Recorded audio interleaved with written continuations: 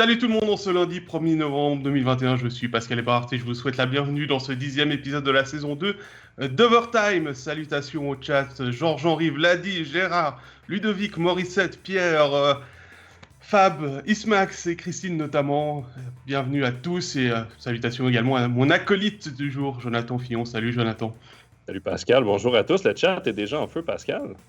Ouais, ça commence fort. On sent que dans certains cantons, c'est férié et que les gens profitent de cette pause de midi pour être avec nous. Et puis, on va essayer, Pascal, de mettre un peu de soleil dans leur journée parce que c'est une journée assez grise et pluvieuse un peu partout en Suisse. Avant de s'intéresser au sommaire de notre épisode et au club du week-end, je vous signale que nous observerons déjà une pause la semaine prochaine en raison de la pause des équipes nationales. On se retrouve donc dans 15 jours, le 15 novembre, et on sera avec Gary Sheehan pour la reprise après la pause des équipes nationales. Et puis il y aura une autre nouveauté là en 2 semaines. Je vous propose qu'on vous la présente maintenant. Roman Yosi, Nico Ischier et Grégory Hoffman vous donnent rendez-vous pour la nouvelle émission de MySports. Overtime NHL, c'est le podcast qui parle de la meilleure ligue du monde. Quelles sont les équipes qui font l'actualité ? Quelles sont les performances des joueurs suisses en NHL ? Vous allez tout savoir. Diffusé 2 fois par mois en direct sur Facebook. Vous pourrez aussi poser vos questions à nos spécialistes. Soyez là, le jeudi dès midi, pour notre live podcast Overtime NHL.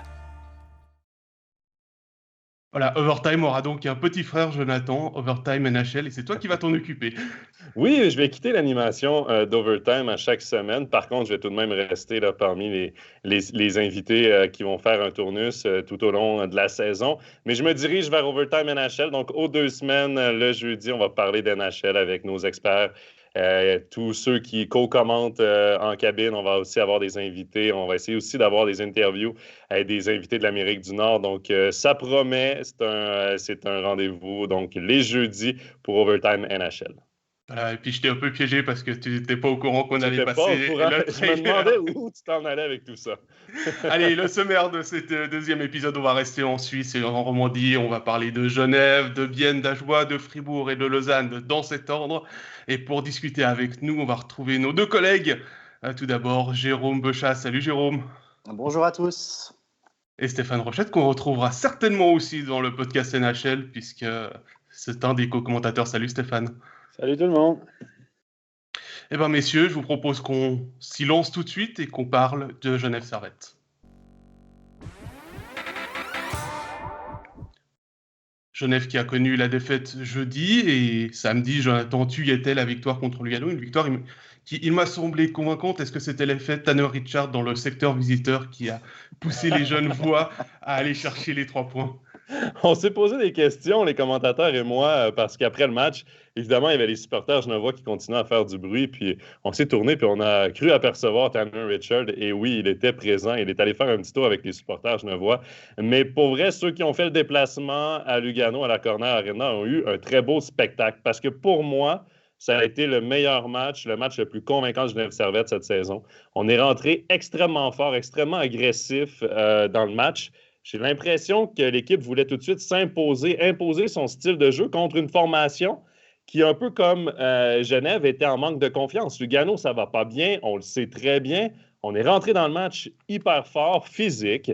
On a marqué rapidement et la première moitié de la première période, jusqu'aux premières pénalités là, qui ont un peu cassé le rythme, c'était domination complète et totale de Genève. Lugano ne réussissait pas à s'installer en territoire adverse, ne réussissait même pas à traverser la ligne bleue genevoise avec la possession de la rondelle. On jouait très bien le système de jeu. Gauthier Desclous a été sensationnel. Tout le match a été très bon. Mais c'est rare cette saison qu'il a pu jouer avec une avance. Je pense qu'il semblait confiant aussi, sans l'admettre à l'entrevue d'après-match. Moi, je l'ai senti très confiant dans le match. Il y a les joueurs genevois aussi qui ont bloqué beaucoup de shoots. Là, j'ai les statistiques ici du match. C'est 20 tirs bloqués par les défenseurs et les attaquants de Genève Servette. 30 tirs cadrés du côté de Lugano. On a réussi à marquer en toute fin de match, là, mais sinon, c'était un match défensif quasi parfait pour Genève Servette. Et offensivement, on a débloqué 4 buts qui sont venus de Cannes suisse, pas seulement les étrangers. Winnick était absent. Donc, quand même, beaucoup de positifs sur cette victoire-là qui arrive à un bon moment. tout près de la pause et surtout que le défi va être grand mardi contre Bienne. Ça donne déjà une dose de confiance pour rentrer dans ce match à Bienne. Et Steph, c'était la toute première victoire en temps réglementaire sur une patinoire adverse de Genève cette saison. C'est dire les problèmes qu'ils ont cette année. Là, les joueurs suisses se sont levés un peu. Si vous considérez Joris comme un joueur suisse, lui et Vermin se sont levés un petit peu. Il était temps, parce qu'on ne peut pas blâmer les étrangers du côté de Genève depuis le début de l'année. En tout cas, la production offensive, elle est là. C'est les joueurs suisses là, qui devaient stepper up, comme on a dit. Il y a eu le retour de Noah Rod qui a donné un petit boost. Qui a été bref. Et puis là, Joris et Vermin, il était temps qu'ils fassent un petit peu quelque chose. Et on a besoin de ces joueurs-là pour gagner des matchs. Puis on a besoin aussi que Desclous fassent des gros arrêts. Et c'est ce qu'ils ont fait samedi, messieurs. Ouais, ça a peut-être enfin tourné pour Genève, parce que déjà contre Berne, ils ne sont pas loin. Ils perdent aux prolongations. Contre Lausanne, ils perdent 3-2 dans les dernières secondes sur un but encaissé en supériorité numérique. Peut-être que ça tourne enfin pour Genève, parce qu'il y a beaucoup de matchs cette saison où le score est très serré. Et quasiment chaque fois, ça tourne en défaveur de Genève. Donc peut-être que là, il y a peut-être le déclic enfin qui s'est fait. Le fameux. Ouais. Les gars, Jérôme, tu parlais contre Berne, tu parles contre Lausanne aussi, la performance. Genève n'était pas loin. Mais Genève part toujours le match en déficit. Toujours du hockey de rattrapage. Pour une équipe qui n'a pas confiance, de devoir déjà aller chercher un but pour créer l'égalité ou 2 buts pour créer l'égalité, déjà, c'est beaucoup d'énergie. C'est le négativisme qui reprend tout de suite. Alors que là, contre Lugano, on s'est assuré de partir avec une avance de 2-0 après une période. Et j'ai senti que l'équipe, à partir du moment où ils ont eu les devants rapidement dans le match, on était confiants. On installait le jeu. Mine de rien, Genève, ça reste quand même le même noyau que l'année dernière, à l'exception de certains étrangers là, qui sont partis. Mais sinon, c'est une équipe qui savait gagner l'année passée, qui savait gagner l'autre année d'avant aussi. On n'est pas si loin que ça niveau joueur de ce qu'on présentait l'année passée, niveau effectif, là je parle, parce que niveau points, on est très loin. Mais tu sens quand même que quand tout roule, quand tout va, on est capable de bien jouer. On n'est pas si loin que ça. Et je pense que cette victoire-là contre Lugano a beaucoup de positifs et on doit bâtir là-dessus. Pouliot, comment ça a été? Pouliot, moi j'ai suivi le match du coin-là. Évidemment, c'est compliqué d'avoir les détails. Pouliot, quel genre de match?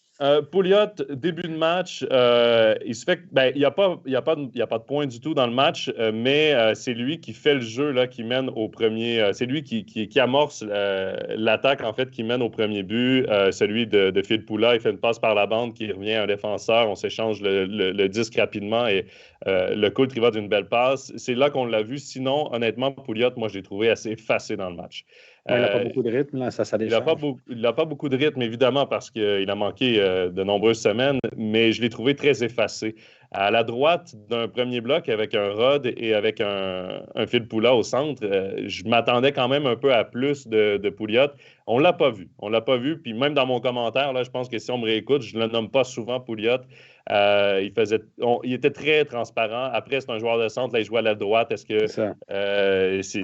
qu'il semblait un peu perdu peut-être? Mais je n'ai pas été impressionné de Pouliot. Mais heureusement que les autres joueurs ont élevé leur niveau en l'absence de Daniel Winnick, parce qu'on sait à quel point Winnick prend des grosses minutes, à quel point il est important pour cette attaque.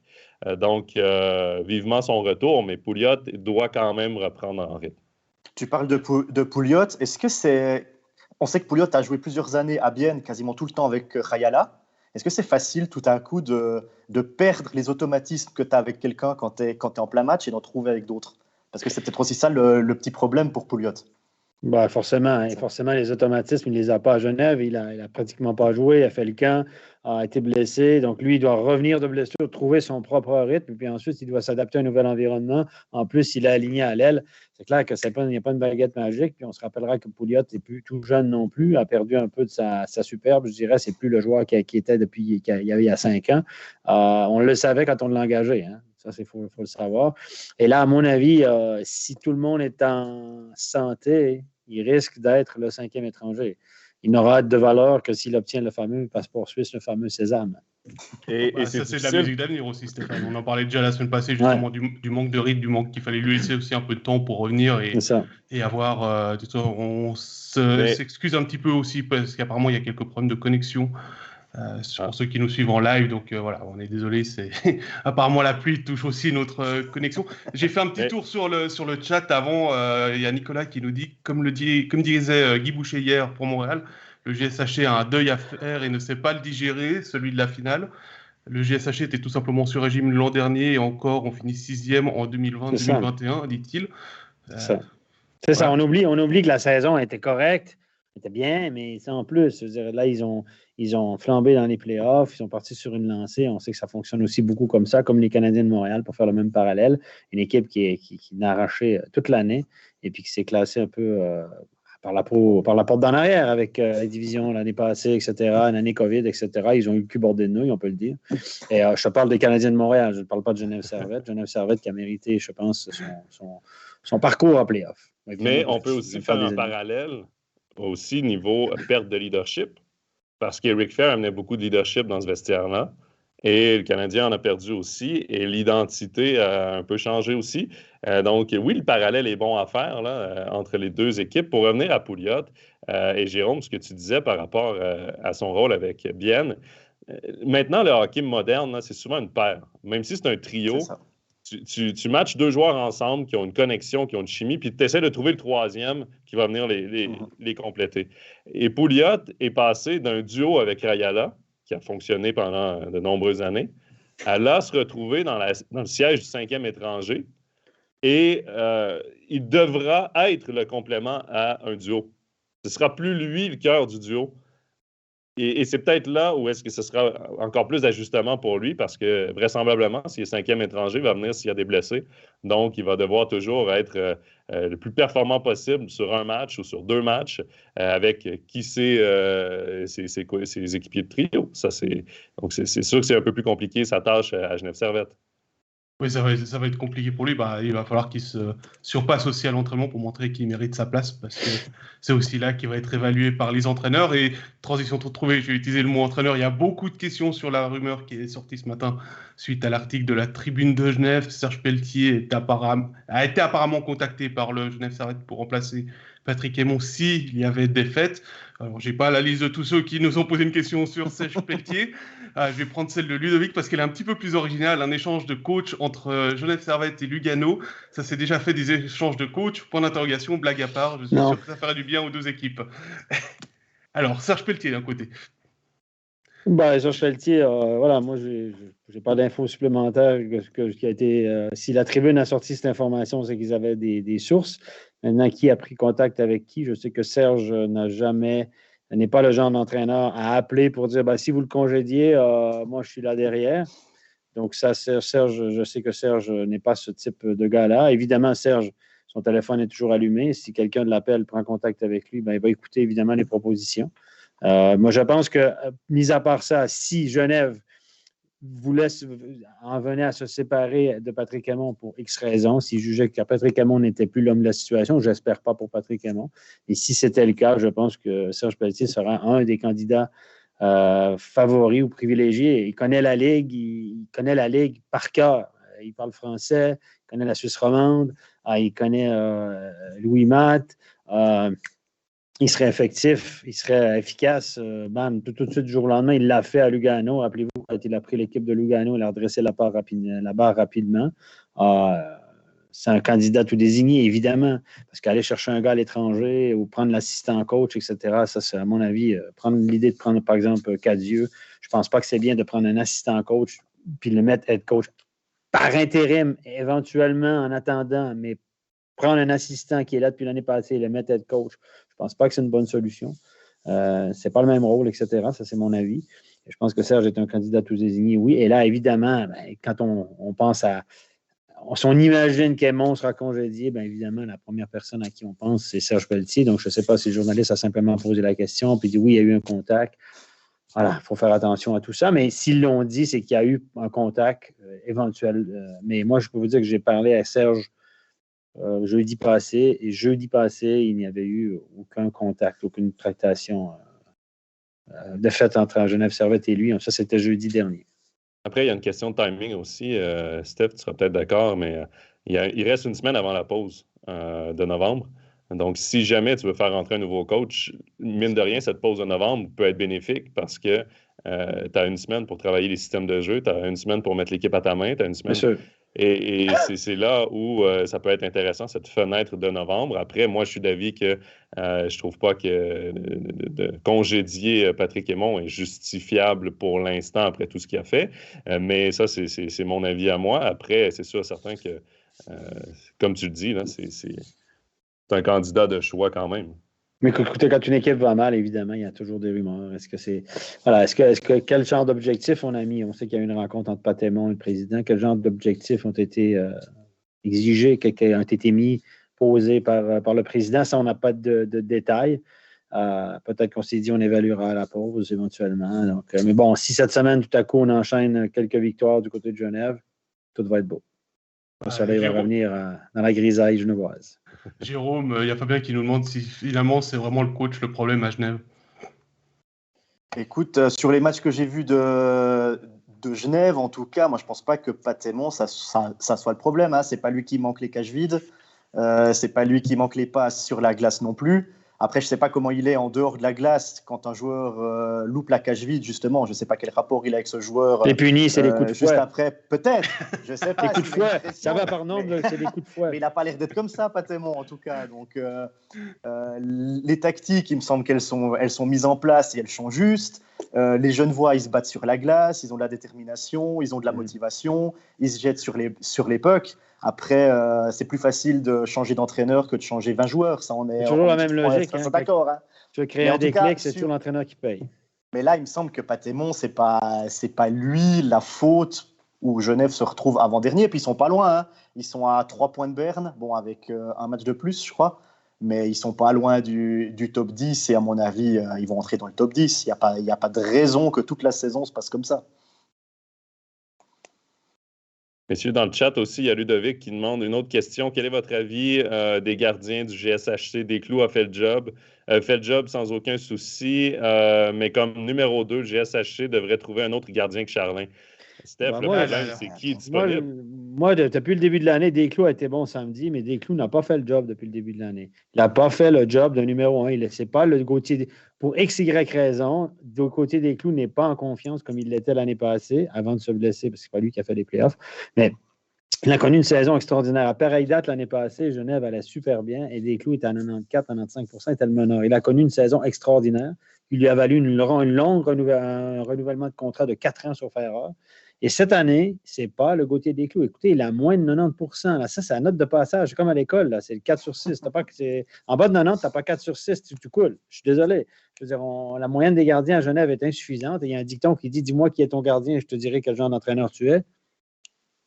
C'est souvent comme ça. Regardez l'infériorité numérique. Il y a beaucoup de peine à Genève en infériorité numérique. On dit qui est le meilleur joueur théoriquement sur l'infériorité numérique, c'est le gardien. Et Descloux n'a pas fait le job. Pour X, Y raison, il n'est pas au même niveau, au niveau qu'il devrait être. Un gardien numéro 1 dans cette ligue, ça doit être du 91 minimum, 92, 93% pour les meilleurs. Et il n'est pas là. Et des gens vont me dire, bon, mais c'est 2-3%. Mais 2-3%, c'est énorme. C'est un but par match. Mais ça fait toute une différence. Et Descloux, il y a eu des clean shots qu'il n'a pas arrêtés, etc. Et je pense que là, peut-être que la performance de samedi va le remettre en piste. Et peut-être que si la performance de Descloux ne s'améliore un petit peu, ça va faire une énorme différence sur les résultats de l'équipe. Je veux dire, les gens disent il ne faut pas être trop dur avec Descloux, c'est un petit roman. Ce n'est pas une question d'être dur, il faut être réaliste. L'année passée, on lui a coulé un bronze. On a dit, hey, on l'a mis en avant, on en parlait dans tous les studios Descloux. Avec Descloux, c'était presque comme Carey Price. Et là, maintenant, il fait moins le job. Il faut aussi le dire. C'est comme ça. Et le gars, les gens, ils disent il ne faut pas être trop dur avec eux. Mais le gars, c'est le premier à le savoir qui sous-performe. Hein. Pas de miracle. Il y a des avocats de la défense dans le chat qui disent que sa défense n'est pas exceptionnelle non plus. Stéphane, Sébastien, il ne serait pas d'accord avec toi. Sébastien Beaulieu, c'est... je m'excuse, les chiffres sont là. Moi, j'ai vu les premiers matchs, on était en studio, on se disait, ouais, celle-là, il aurait pu l'arrêter. Mais lui, il défend son gardien. Excuse-moi, mais à un moment donné, moi, je vais être coach Pat Aymon, là, quand il parle à Sébastien Beaulieu. Je ne sais pas, je suis dans les conversations, mais Pat, il doit dire à Seb, excuse-moi, là, mais il en a accordé un de trop, là. Il y a un de trop dans cette ligue. Là. Il y a beaucoup de matchs qui finissent par un point. Là. Un de trop ou deux de trop. Un que tu arrêtes normalement, tu n'arrêtes pas, ça fait une grosse différence. Je veux dire, encore une fois, il peut prendre la défense de Gauthier Descloux. Techniquement, c'est bien, mais si le puck passe, je m'en fous techniquement que ce soit bon. Si le puck passe, il passe. Je veux dire, il est payé pour arrêter des pucks, le garçon. Je ne dis pas qu'il n'a pas été bon, je dis qu'il a simplement été en dessous de ce qu'on peut attendre de lui. Il y a Ludovic qui dit justement pas de concurrence derrière, il faut un vrai numéro 2, mais Ça, c'est sûr. L'année passée, il n'y avait pas de concurrence avec Manzato. Non, mais il y avait une assurance, Touré. Il y avait une assurance, mais il n'y avait pas de concurrence. Et la décision de Beaulieu et de Genève Servette de garder 2 jeunes avec Charlin et Desclous, elle est discutable aujourd'hui, mais si tout roule, évidemment que là, on n'en parle même pas, puis on dit que c'est une bonne décision. Moi, j'étais le premier à dire que c'est une bonne décision d'y aller avec 2 Genevois, 2 Romans. C'est 2 produits Beaulieu signés Genève Servette. C'est le temps qu'on essaie parce que Gauthier Desclous était rendu à un moment dans sa carrière où il était capable d'être premier gardien. Il l'avait prouvé l'année dernière, où il avait les chiffres pour le faire et tout. D'amener ton deuxième qui éventuellement est ton gardien d'avenir aussi en Charlin, ben, un jour, il faut l'amener comme deuxième. Et ça, c'est pas forcément une mauvaise stratégie. Berra, il fait ça. Berra est incontestablement un numéro 1. Il y a Hughes derrière qui est incontestablement un numéro 2. Et puis voilà. On s'est dit, Desclous a les épaules maintenant pour être numéro 1. Puis même s'il n'y a pas de concurrence derrière, qu'il n'y a pas forcément une assurance tout risque derrière, ben, il performe. Mais là, ça n'a pas marché comme prévu. Mais c'est toujours facile de dire après, bon, il aurait dû garder Manzato. On est toujours plus malin, nous, après. Hein? Ah, il aurait dû, facile. Mais moi, je me mets dans les gars d'Asagauchi, au mois de... Il y avait l'option, il devait renouveler Manzato. Il y avait une option de renouvellement le 31 octobre l'année passée. Ils ont dit, qu'est-ce qu'on fait? On renouvelle, on ne renouvelle pas? Non, on ne le garde pas. Ah ouais, mais si tout à coup, si Desclous avait performé normalement, personne ne parlerait de ça, puis il passerait pour des génies. Puis c'est vrai que Charlin, ben, malheureusement, il en a pris 10 contre Ambry, le pauvre, ça n'a pas bien été, donc ça les fait mal paraître. Mais on est toujours plus malin après, les garçons. Il faut rappeler là, que le 31 octobre, quand ils ont dû prendre la décision pour Manzato, Charlin n'avait pas beaucoup joué parce que la saison avait été décalée. Non, donc, il a connu une difficile saison en Swiss League, mais mine de rien, la saison d'avant avait été très encourageante, donc on voyait quand même une montée. Parce qu'il voulait on voulait le rapatrier parce que Beaulieu, il l'avait laissé à Chaux-de-Fonds, mais il n'y avait pas vraiment d'entraîneur de gardien à la Chaux-de-Fonds. Il n'était pas vraiment suivi. Il ne pouvait pas être à l'entraînement de Genève à 10 h le matin puis à l'entraînement à 10 h 30 à la Chaux-de-Fonds, on s'entend. Donc, il a dit, là, c'est le temps. Je ne peux pas le laisser encore une année comme ça sans trop de support.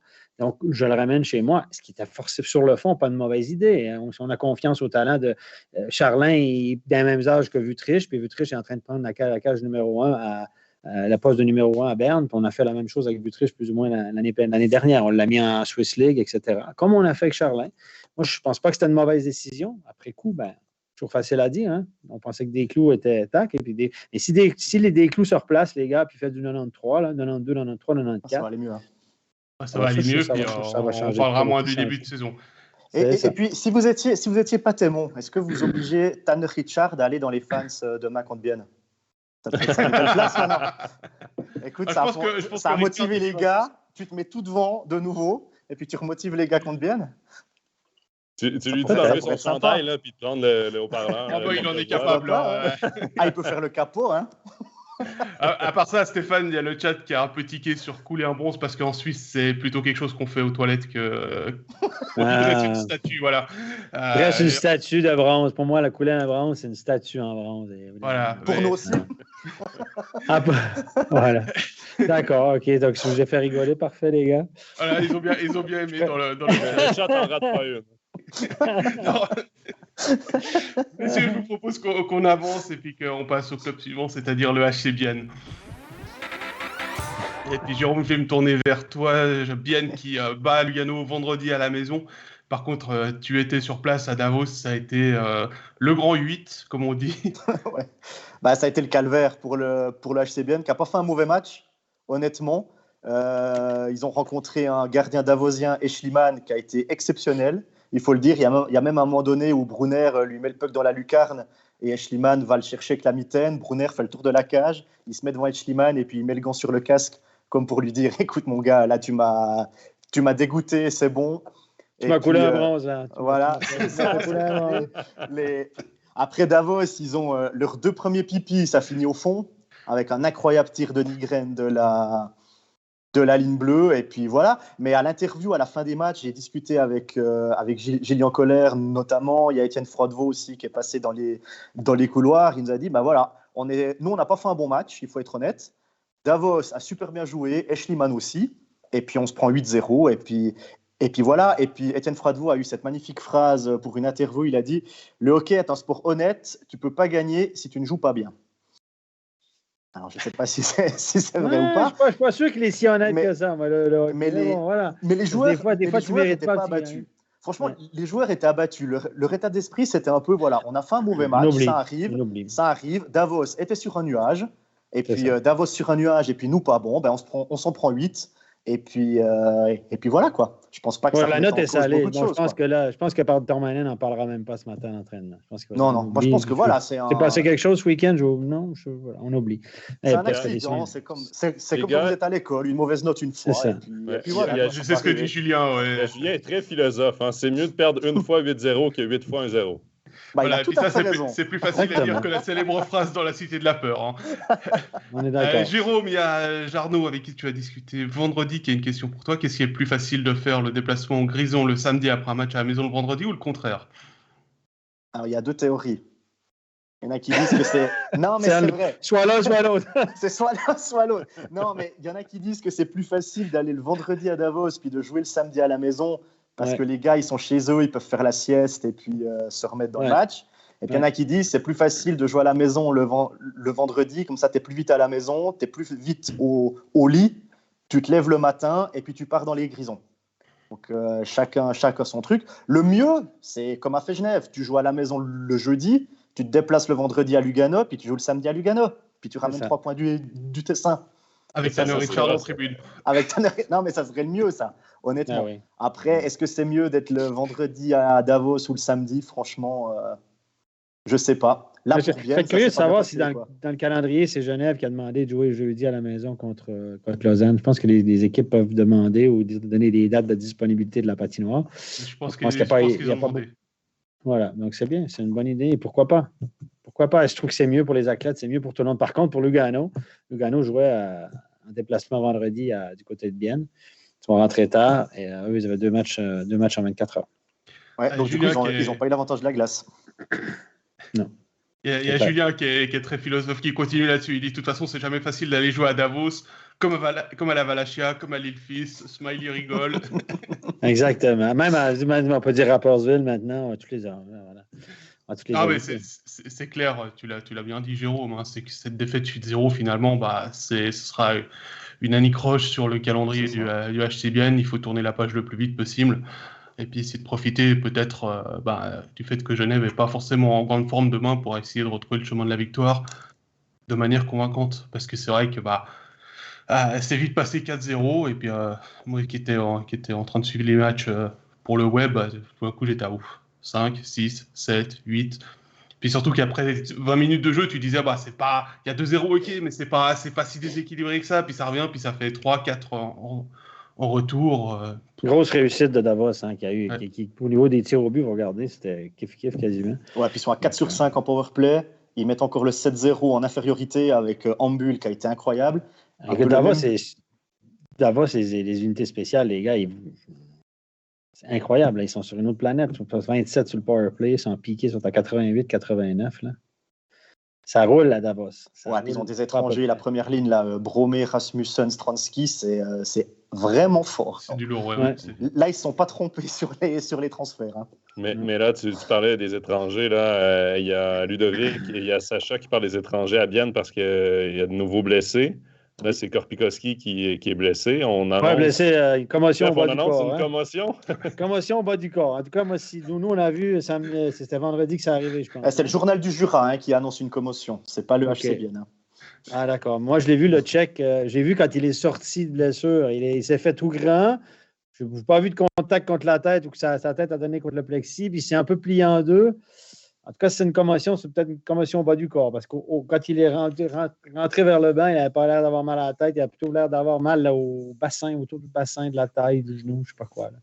C'est un gars qui a eu plusieurs blessures. Là où il s'est fait opérer l'année passée, c'est ça? Raison pour laquelle il est en Suisse, parce que je vous rappellerai que son club finlandais l'a licencié ou l'a libéré.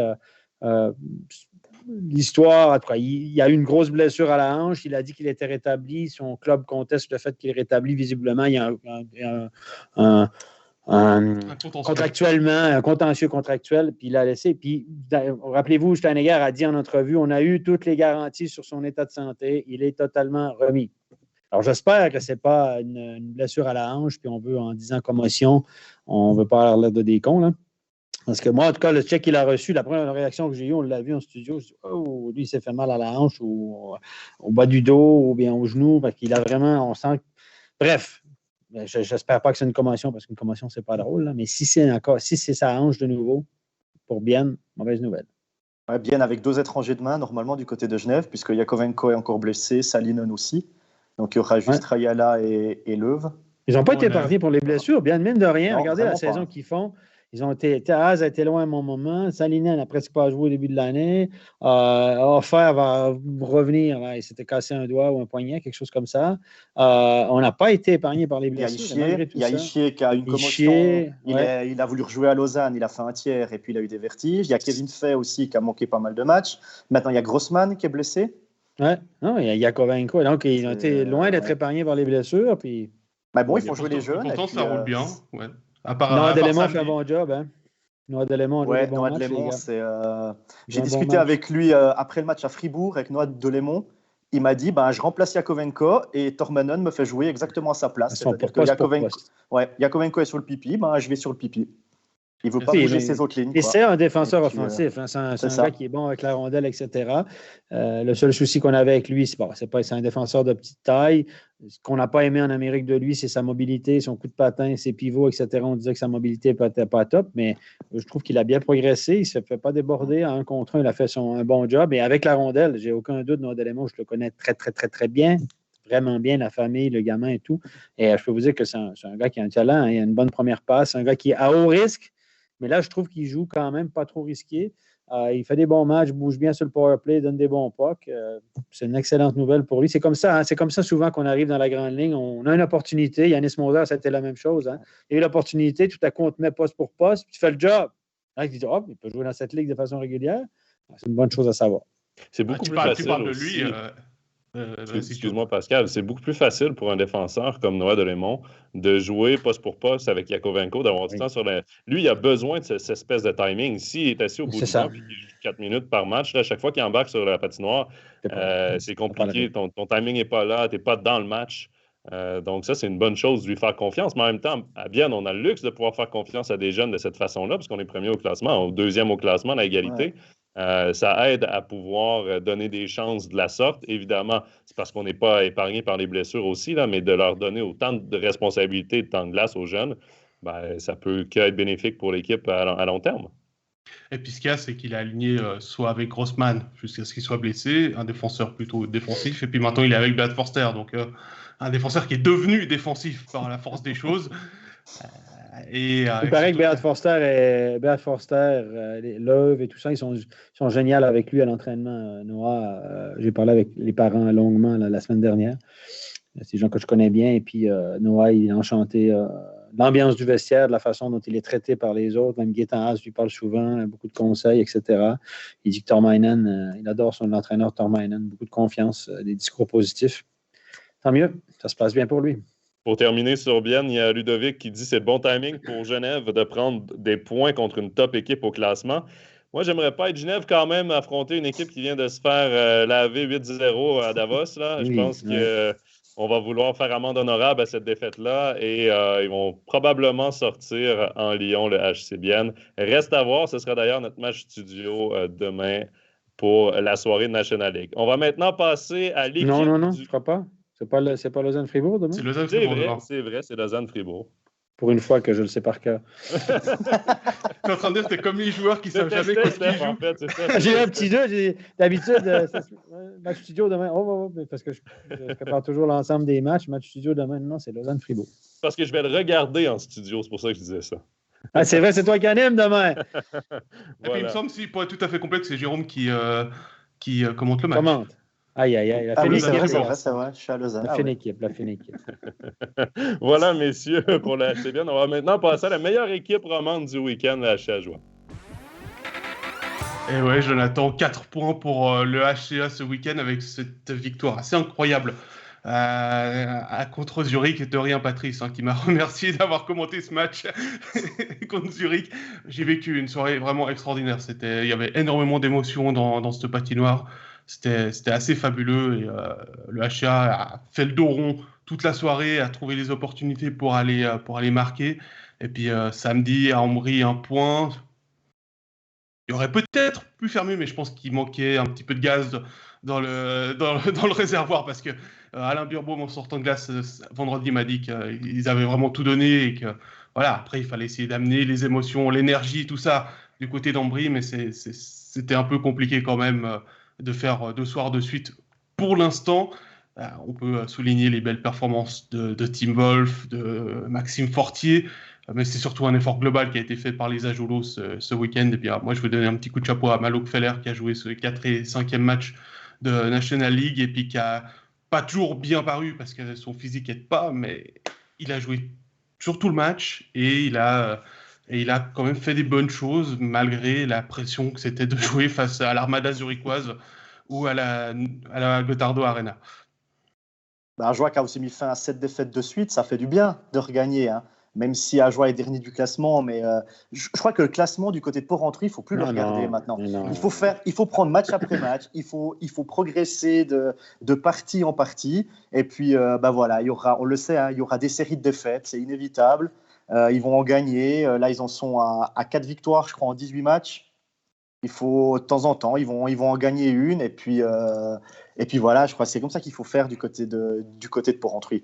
Mais Steph, je me souviens dans le studio, tu as parlé dans le match Ajoie-Zurich qu'Ajoie jouait enfin une défensive de zone au lieu du man-to-man. Moi, je me souviens qu'avant le début de la saison, j'étais allé à une activité de team building avec l'équipe et il y a des joueurs qui discutaient par rapport à est-ce qu'on devrait y aller avec une défensive de zone. On n'a pas vraiment l'équipe pour jouer du man-to-man. Ça n'a pas été parfait contre Zurich, loin de là, parce qu'on en a concédé des tirs. Mais mine de rien, on réussit quand même à battre une équipe qui, sur papier, est bien supérieure à Ajoie. Tu vas limiter les dégâts. Moi, j'en ai parlé avec Gary au début de l'année. Lui, il dit, moi, je veux garder le système avec lequel on a eu du succès. Donc, il dit, je pense que les gars sont capables de le faire. Mais en National League, si tu cours après des Andrighetto ou des Malgin ou des joueurs comme ça, c'est pas la même chose que de courir après Mathias Tresnes à Chaux-de-Fonds et puis Tim Kaufman. Et puis, c'est pas le même niveau de jeu. Donc là, surtout que tu as une défensive de Ligue B, il faut le dire, tu n'as pas des gars qui sont... Et là, je pense Gary nous l'a expliqué en avant-match, c'est plutôt hybride. Il ne va pas dire qu'il a totalement changé. J'ai changé un petit peu quand même. Donc, voilà, la fierté du coach. Hein, non, je ne vous donne pas raison. Vous n'aviez pas raison, mais j'ai changé quand même un peu. Donc, il a dit que c'est surtout les ailiers qui sont beaucoup plus passifs, qui restent au top des cercles dans la ligne de shoot. Donc, on donne beaucoup d'espace aux défenseurs adverses. Donc, on a vu beaucoup de pucks qui ont remonté dans la zone d'Ajoie. Mais il dit c'est plutôt hybride parce que down low, derrière la ligne de but et en dessous de la ligne imaginaire des points d'engagement ou des hash marks, on joue plutôt man-to-man. Ça, c'est assez habituel. Donc, mais on a clairement vu un changement. Moi, j'ai tout de suite vu, j'ai regardé ce match-là, surtout le 3e tiers de ce match-là, parce que les 2 premiers tiers, je suis concentré sur le match studio.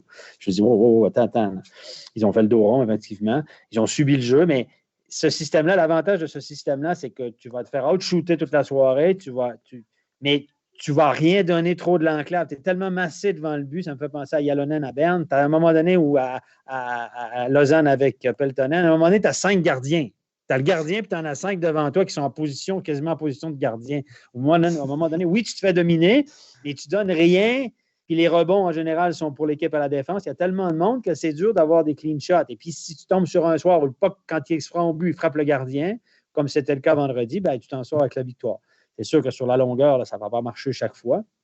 L'inconvénient de ce système-là, c'est que ça prend un gros commitment, un gros engagement, notamment des ailiers ou des F2, F3, les 2 joueurs qui sont en haut dans la zone, qui sont responsables d'être dans la ligne de shoot des défenseurs.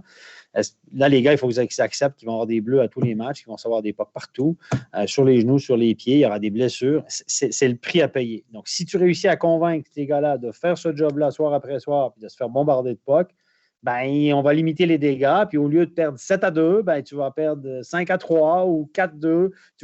Tu vas limiter les risques défensifs, donc tu vas rester toujours plus proche de ton adversaire. C'est ce qui est arrivé à Ambry. Ambry, on l'a analysé. Ambry s'est ajusté samedi. Hein. On a fait beaucoup de switch en haut, beaucoup de jeux renversés avec les 2 défenseurs parce qu'ils ont vu la vidéo de vendredi. René Matt a regardé ça dans la nuit de vendredi à samedi. Puis il s'est dit, Ajoie a changé quelque chose, on va s'ajuster. On a vu Ambry aussi faire des délais à l'entrée de zone parce qu'Ajoie venait se masser devant la cage, donc ce qui donnait beaucoup d'ouverture. Mais on a limité les dégâts encore une fois face à Ambry. Ambry qui aurait mérité mieux. Franchement, samedi, c'est Ambry qui a perdu des points parce qu'ils ont raté des montagnes face à Ajoie. Mais les étoiles étaient alignées du côté d'Ajoie en fin de semaine. Et voilà, sur 50 matchs, il y aura des week-ends comme ça. Mais en même temps, on parle depuis le début de la saison à Ajoie d'amélioration. Nous, à Overtime, là, on dit toujours, il ne faut pas se fier au classement, mais il faut que l'équipe s'améliore, il faut que l'équipe s'ajuste. À la National League, ben, c'est peut-être là, justement, là, qu'on voit vraiment une preuve d'ajustement qui peut aider. Parce que oui, les joueurs, il faut qu'ils s'adaptent au rythme et tout, mais là, ça fait assez de matchs que le rythme, ils sont habitués à la National League maintenant, mais dans le système de jeu, de changer comme ça, d'ajuster certaines petites choses, c'est peut-être là où on va avoir des matchs peut-être à moins haut score, mais qui vont être peut-être un peu plus intéressants pour Ajoie, parce qu'on va peut-être aller grappiller des points ici et là. Il faut être opportuniste. Si tu joues ça, tu te cantonnes en défense, donc tu acceptes que le temps de possession de l'adversaire sera beaucoup plus grand que le tien. Tu acceptes de te faire assiéger par moment dans ta zone. Et si tu acceptes ça, mais ça, pour espérer gagner, il faut que tu sois hyper opportuniste parce que tu limites aussi ton temps de possession, donc tes attaques. Il faut que ton power play se produise. C'est ce qui est arrivé vendredi. Et il faut qu'à chaque fois que tu as une erreur de l'adversaire, tu en profites. C'est ce qui est arrivé. Vendredi, Grönborg s'est peut-être fait surprendre par le système d'Ajoie parce qu'il n'était probablement pas préparé à ça. Donc, ça leur a peut-être pris une période, 2 périodes à s'ajuster. Mais surtout, Ajoie a capitalisé sur 2 grosses erreurs du jeune défenseur parce que vendredi, match à Ajoie, le Grönborg s'est dit « Je vais faire jouer mon jeune défenseur Noah Meyer, 19 ans. C'est le temps de le mettre contre Ajoie, c'est parfait. » Ben, il lui fait 2 grosses erreurs. Il lui coûte 2 buts. Et puis, ultimement, ça lui coûte le match. Et Noah Meyer ne joue plus, puisque son dernier shift, c'est le 3-2 d'Ajoie. Ouais, c'est 2 fois. J'ai observé, je le dis, Enzo Gabay, qui était 7e défenseur vendredi soir, n'a pas joué jusqu'au 3-2. Et le shift suivant de Yannick Weber, c'est Enzo Gabay qui embarque. Et je le dis aux commentaires, je pense qu'on ne verra plus Noah Meyer. J'ai regardé son temps de jeu, je lui ai donné son temps de jeu. Et à la fin du match, c'était toujours 5 minutes 12. Donc, le petit jeune, il n'a rien appris. Il a rien appris de ce match-là, au final. Il a eu 5 minutes de temps de jeu, il a fait 2 grosses erreurs. La première, elle est aussi imputable aux 2 autres Zurichois qui étaient avec lui, dont Yannick Weber. Ils sont à 3 sur Thibaut Frossard, et puis Steven Mackay, il est tout seul de l'autre côté. Oui, il a fait des erreurs, mais bon, je trouve que celle-là, elle est un peu vache. Mais comme Zurich a besoin de points en ce moment, Grönborg, il a joué la victoire et il a perdu. C'est ça. Mais si on parle de Grönborg, on a parlé de Pat Aymon, là, mais dans le chat, il y a beaucoup de questions sur Grönborg, sur Zurich, les rumeurs qui envoient Grönborg en KHL. Il y a vraiment quelque chose qui ne marche pas à Zurich, là, on va être franc.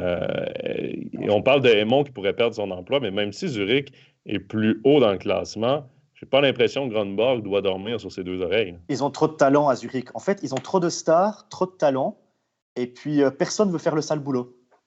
Dans toutes les équipes, tu as besoin de tes stars, c'est ceux qui sont sur le devant, c'est ceux qui marquent les buts, c'est ceux qui font des gestes techniques et tout. Puis tu as besoin de gars qui font le sale boulot, ceux qui se jettent devant les pucks, ceux qui vont mettre des body checks, ceux qui mettent un coup de poing sur la tête de l'autre tout d'un coup quand ça va pas pour donner des émotions, ceux qui viennent défendre le gardien. C'est qui fait ça à Zurich? En attaque, je te dirais Chris Baltisberger et Reto Sheppy. Et puis en défense, c'est Johan Moran, mais il est blessé. Voilà. Donc, si personne veut se jeter devant le puck parce que tout le monde est star, en fait, à Zurich, c'est une équipe de stars, il faut le dire.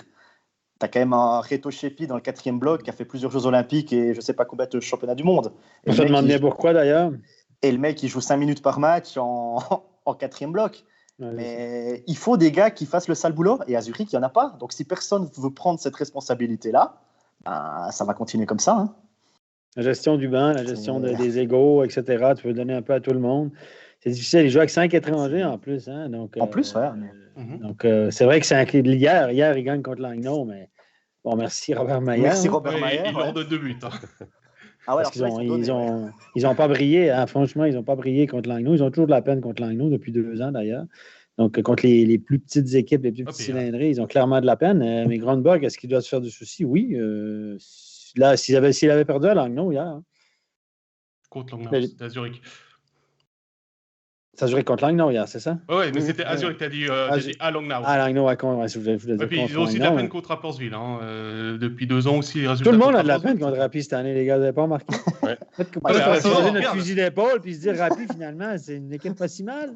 Toi qui adores les derbys, Stéphane, contre Rappi, c'est un derby, c'est le derby du lac de Zurich. Ils ont perdu les 2 matchs qui ont été joués contre. Qui ont été 2 ou 3 matchs qui ont été au bout. Ils les ont perdus. Et le match qui a été interrompu pour la lampe qui s'est cassée, ils n'en menaient pas très large non plus. Non. Donc, voilà. C'est ça. C'est pas... pour l'histoire... Heureusement qu'il n'y a pas Cloton. Hein. Les échanges d'entraîneurs, moi, je vais vous dire, je serais très, très, très étonné. La raison est simple, c'est que Bob Hartley, de source sûre, par personne interposée, Bob Hartley a dit qu'il voulait prendre sa retraite à la fin de la présente saison. Il a dit « J'ai gagné assez d'argent, j'ai gagné des titres. C'est ma dernière saison, j'en ai marre.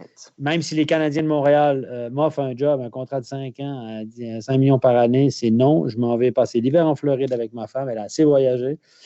Je vais jouer au golf. Je prends ma retraite. Donc, ça m'étonnerait beaucoup. Je serais très étonné que Bob Hartley accepte de venir finir la saison à Zurich en échange de Grönberg. Ça serait assez fabuleux, d'ailleurs, d'un échange d'entraîneur. Ça serait quand même extraordinaire. Mais je serais très, très étonné qu'on fasse le switch et qu'à Barclay, je pense qu'Hartley va dire « si vous voulez me mettre dehors, mettez-moi dehors.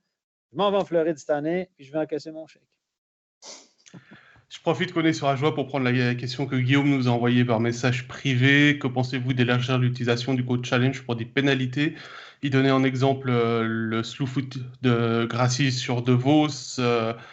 Il estime que les 2 pénalités de 2 minutes sont contre la première de Yogi et celle de Pouilly sont injustifiées. Il a peur que ça ralentisse le jeu, mais depuis le début de la saison, on voit pas mal de 5 matchs qui ont été oubliés et de joueurs suspendus le lendemain. C'était 2 cas samedi soir avec aussi Fabrice Herzog.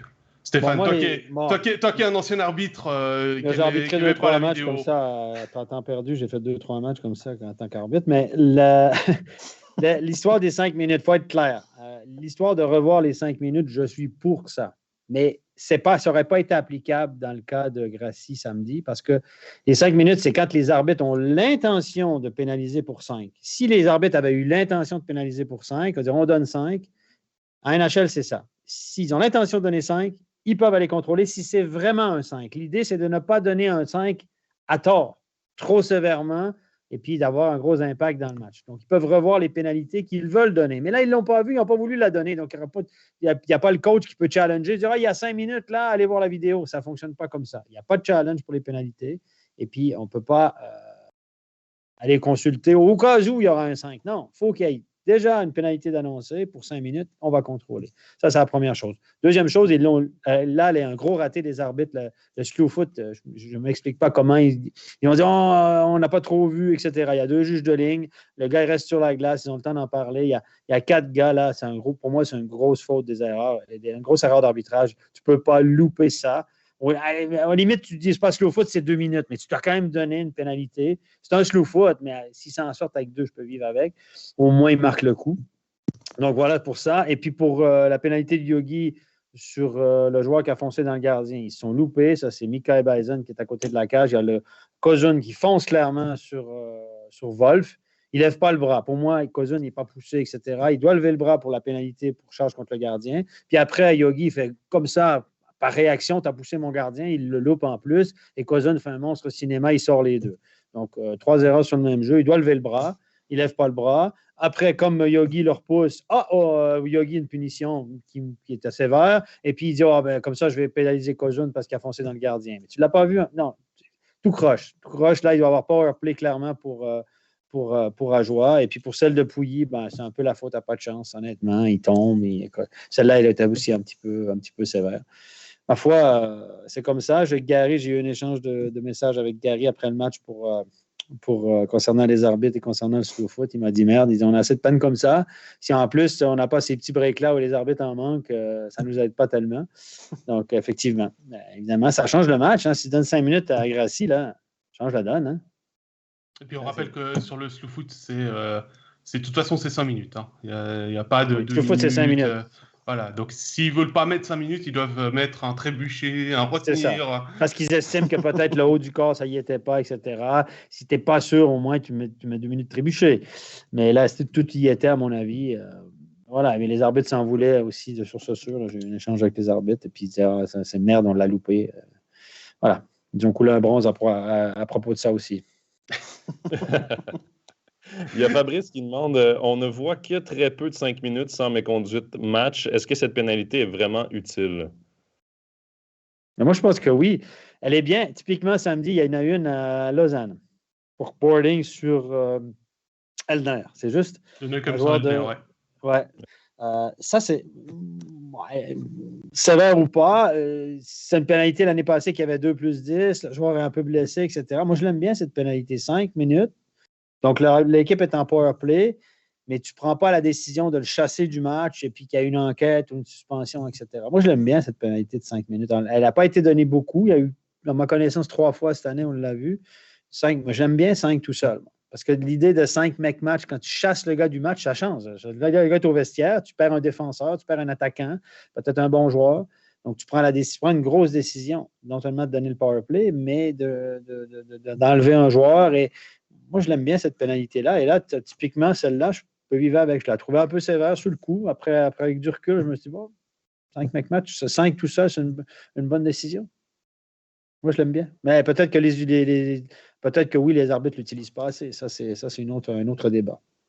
Bon.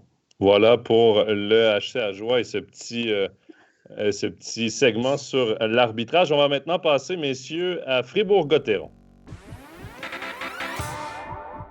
Fribourg-Gotteron qui a été une défaite en prolongation samedi contre Zoug. C'était ce seul match du week-end. Et surtout, si on regarde, ça fait 3 défaites lors des 4 derniers matchs pour les Fribourgeois. C'est la crise. C'est la crise. D'ailleurs, il y a un jour férié dans le canton de Fribourg aujourd'hui parce que tout le monde médite sur les 3 défaites de Fribourg. T'es en forme, Stéphane, aujourd'hui. Hein. C'est nous qui avons Je ne savais pas que c'était férié dans le canton de Fribourg aujourd'hui. Pourtant, j'habite dans le canton de Fribourg. Je vais le canton de Fribourg. Sur la route ce matin, il n'y a pas de trafic. Qu'est-ce qui se passe? Tout le monde en vacances. Voilà. On va redevenir sérieux. Comme je le disais tout à l'heure par rapport à un autre match, moi je couvrais le web pour la soirée de samedi. Au 3e tiers, il y a 3-1, je vois ça du coin de l'œil. J'ai un peu soif, j'ai cherché à boire, je reviens, il y a 3-3. Je me suis dit, qu'est-ce qui se passe à Fribourg ? La morale, c'est que tu dois... C'est ma faute, j'ai cherché à boire. La morale, elle est simple. Christian Dubé à la réponse. C'est faire contre Zoug. Effectivement. Voilà, quoi. Qu'est-ce qui s'est passé? Ça ne peut pas tourner chaque fois pour Fribourg. On s'entend que depuis le début de l'année, ils jouent de l'excellent hockey, etc. Mais les choses se sont bien alignées pour eux, bien enchaînées. Et là, un petit peu moins de chance. Un match où les gardiens n'ont pas eu des taux de réussite, pourtant les 2 meilleurs du pays, probablement. En tout cas, les 2 plus gros noms du pays à la cage, ils n'ont pas eu des gros taux de réussite. Le POC avait des yeux sur plusieurs séquences. Le POC ne frappait pas les gardiens ce soir-là. Le 3 buts, le 3e de Fribourg, Schmidt, c'est un rebond un peu chanceux. 2 joueurs de Zoug qui touchent le POC. Rebondit, Schmidt qui balance le POC, elle passe au-dessus de l'épaule de Giannoni. Après ça, évidemment, le but égalisateur aussi a été un concours de circonstances.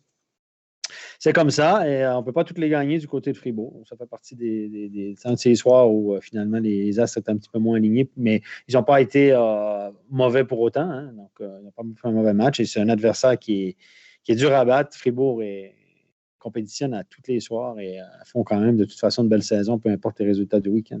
C'est un gros match contre Zoug, là. Quand même, ça reste Zoug, Jérôme, puis c'est une bonne force de frappe, même si on n'a pas exactement la même saison que l'année passée, là, ça reste quand même une équipe à prendre au sérieux. Ouais, puis le match contre Bienne mardi, il le perd d'1-0, mais alors quel match, hein? Franchement, il y avait au niveau tactique, c'était déjà juste génial. Tu vois que les mecs, ils appliquent exactement ce que demandent les coachs. Et puis au niveau de l'exécution, hein, il n'y a pas beaucoup eu de dégagement interdit où le défenseur il loupe la passe sur l'ailier. Il n'y a pas eu beaucoup d'hors-jeu non plus. Hein. Les contrôles à la ligne bleue, ils sont faits. Tu vois que les gars, ils arrivent à jouer ensemble. Moi, je pense qu'il ne faut pas trop être alarmiste du côté de Fribourg. C'est 3 défaites en 4 matchs, certes. Mais le niveau de jeu, il est quand même là. Ils sont premiers du classement. Ils ont 13 points d'avance sur la barre. Et puis, il y en a qui me disent, ouais, mais 13 points d'avance à 30 matchs de la fin, c'est pas beaucoup. Ouais, mais Fribourg est premier. Et puis, c'est beaucoup. C'est beaucoup. Ça veut dire que les équipes, pour les rattraper, ils doivent gagner 4 ou 5 matchs de plus que Fribourg à 30 matchs. C'est énorme. Et puis en plus, il faut que 6 équipes passent devant Fribourg pour que Fribourg sorte du top 6. C'est juste impossible, quoi. Dormez sur vos Fribourgeois, dormez sur vos 2 oreilles. Non, restez jusqu'à la fin de l'entaille quand même, avant d'aller vous coucher. Non, Fribourg, ils sont en excellente position. Et puis, pour sortir du top 6, il faut que 6 équipes leur passent devant. C'est pas de mal à veille. Hein. Non, il faut gagner. Attends, c'est énorme. 13 points, c'est énorme. C'est 4-5 victoires de plus. Oui, de plus, c'est ça. Ce qui va être intéressant maintenant qu'ils ont perdu 2 matchs de suite, c'est comment est-ce qu'ils vont réagir dès demain à Lausanne. On en parlait la semaine passée après la première défaite contre Rapperswil. C'est la réaction, on en a parlé avec Bienne après la série de victoires. Ils ont repris rapidement le chemin victoire-défaite, trouvé un rythme entre les victoires et les défaites. Voilà, c'est maintenant qu'on va voir le caractère de Fribourg-Gotteron. Parce que c'est bien beau d'avoir gagné 10 matchs. Mais tu dis ça, mais c'est pas bien dur d'aller faire des points à la Vaudoise Arena cette année. Hein? 2 sur 3, et Lausanne a 1 point par match à la maison. Donc, ils s'en vont là, ils sont sûrs de faire 2 points, les gars. Minimum. Non, évidemment, c'est pas comme ça que ça se passe, mais c'est vrai que je pense que ce matin, quand même si c'est pas alarmant, Dubé va essayer de remettre un petit peu de pression sur ses joueurs, effectivement. Mais la façon de jouer est bonne à Fribourg. Il n'était pas déclassé dans les matchs, comme Jérôme a dit. Puis Ludovic va dans le même sens. Ils ont joué Bienne et Zug. En termes de niveau, c'est une sacrée semaine. Et là, si on rentre de la même façon ou qu'on joue de la même façon comme on a joué, par exemple, contre Bienne à Lausanne, Fribourg part favori. Ah oui, et les gars, si je ne me trompe pas, ça, c'est notre match studio. Oui. Ça, je dis rien. C'est le même que je parlais tout à l'heure, effectivement. Du premier coup, la deuxième fois. c'est le plus important. C'est de savoir rebondir. Pas de ce que j'ai dit avant, donc c'est pour ça que j'essayais de un peu... pour revenir à Fribourg-Lausanne, il y a Yannick qui dit ne vous inquiétez pas pour eux, Lausanne a tendance à relancer tout le monde. C'est vrai que Lausanne a dit les défaites, victoire. Ah, mais là, par contre, si on suit cette logique-là, ils ont perdu samedi, ils vont gagner demain, Lausanne. Moi, je dis ça, je dis rien, mais voilà. Non, mais évidemment, on ne sait pas. Mais moi, ce que j'aime beaucoup de Fribourg, pour rester sur Fribourg, c'est beau. Ils jouent un jeu attractif. L'année passée, là, 1-4 là, à la noire, où on était passif, puis que tout le monde n'était pas que dans les défenseurs, puis les défenseurs étaient qu'embêtés, etc. On ne voit plus ça. Ils sont proactifs, ils mettent de la pression, ils donnent le ton, ils donnent le rythme au match. Et c'est joli, c'est beau à regarder, c'est intéressant. On voit que les joueurs ont du plaisir à jouer ce système de jeu. Et mon Dieu, que c'est intéressant. Puis honnêtement, cette année, là, de façon générale, les gars, là, il y a eu quelques purges, quelques matchs un peu. Le match Genève-Langnau, c'était une purge épouvantable, mais on a eu des bons matchs. Puis regardez les entraîneurs qu'on a dans la Ligue cette année. On est loin des années où il y avait 4 entraîneurs finlandais, où il y avait tout le monde qui était en patinage arrière au milieu de la glace. Les gars, c'est fini. Là, on est des entraîneurs suédois. Volven joue un système agressif, ça va bien. McSorley joue un système agressif, ça va bien. Fribourg joue un système agressif. Les équipes vont vers l'avant. On veut jouer au hockey. Là, on a la vague, l'invasion suédoise des entraîneurs. Là, on parle d'un nouveau qui va venir l'année prochaine. Mais moi, je suis parfait. Amenez-en les Suédois. Je n'ai pas de problème avec ça.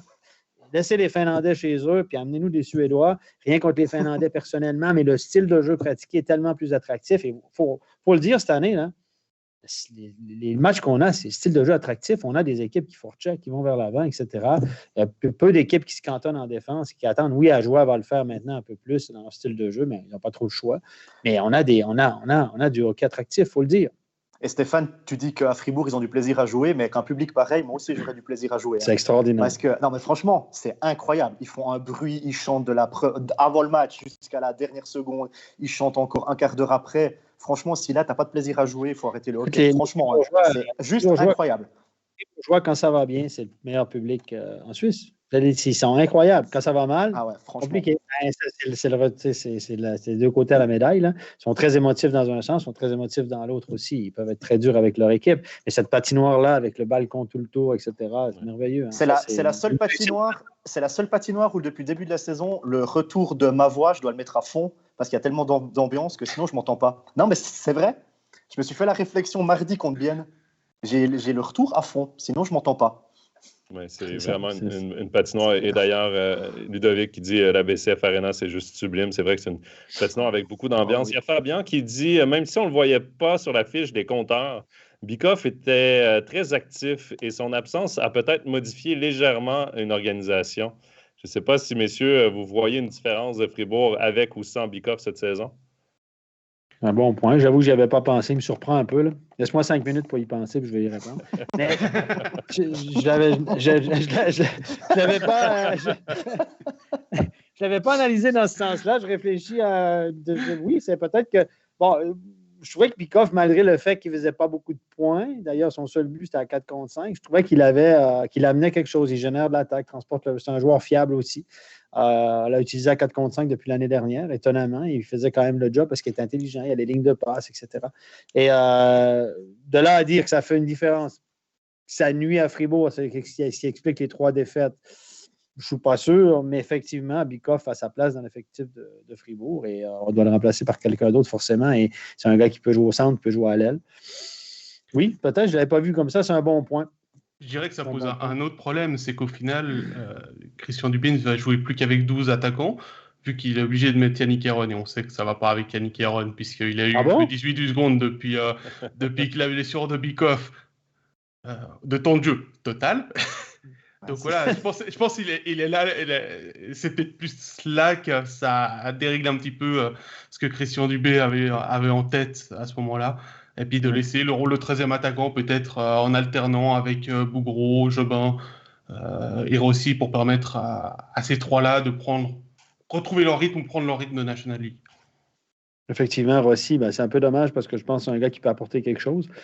C'est un gars qui peut te marquer une dizaine de buts par année, etc. Mais il y a eu ces problèmes de santé là, qui l'ont ralenti. Ça a donné plus de temps à Jordan Bougro aussi. Jordan Bougro qui avait été mis de côté plus souvent qu'à son tour là, depuis le début de l'année surnuméraire, lui qui est en fin de contrat. Je ne sais pas ce qui va lui arriver.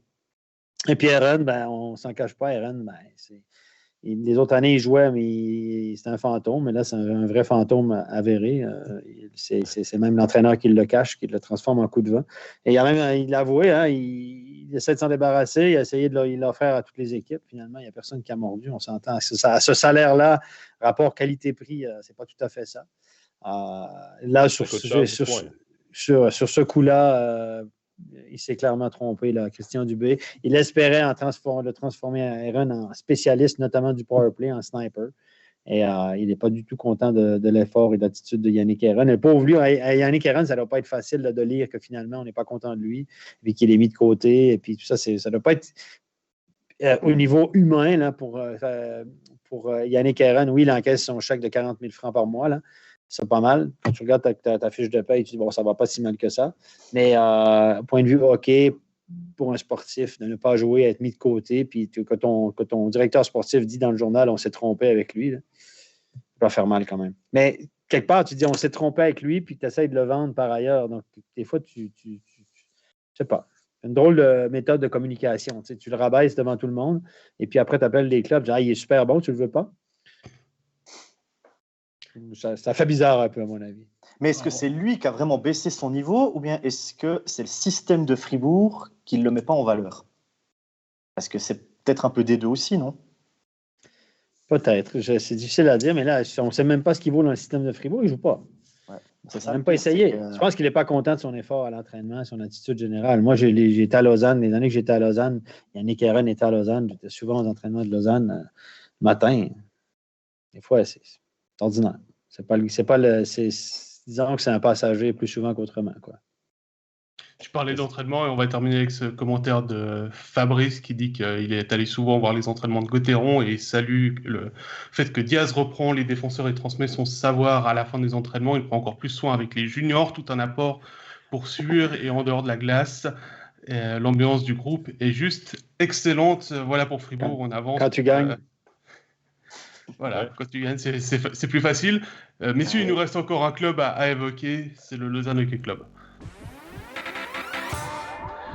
Avec la victoire jeudi à Genève pour les Lions vaudois et puis la défaite samedi contre Rapperswil.